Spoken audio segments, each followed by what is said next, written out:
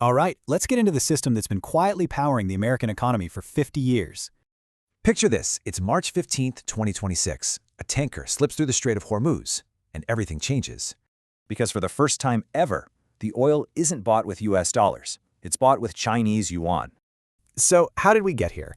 Well, to get it, you've got to go back to the deal that started everything. All right, Section 1, the petrodollar machine. So how does this whole thing actually work? You know, at its core, the deal was simple. We'll give you military protection for pricing oil in our dollars. This setup basically forces the whole world to need and hold a ton of US dollars. That's the global oil market every year, and it creates this constant, artificial demand for dollars. This gave America what's called an exorbitant privilege. It basically let the US live beyond its means. But here's the kicker, the secret part of the deal, what those Gulf nations did with all those dollars. That recycling machine helped make America's massive national debt affordable. We're talking $39 trillion. Okay, so, Section 2, the bargain breaks. After 50 years, why is this deal suddenly falling apart? You're now hearing this kind of frustration out in the open from some of America's closest allies. Basically, the core promise is broken. The US just isn't seen as a reliable partner anymore.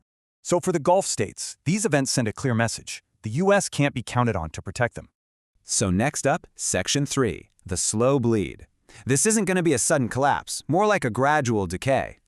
They're hedging their bets, shifting billions to Asia, and deepening ties with China.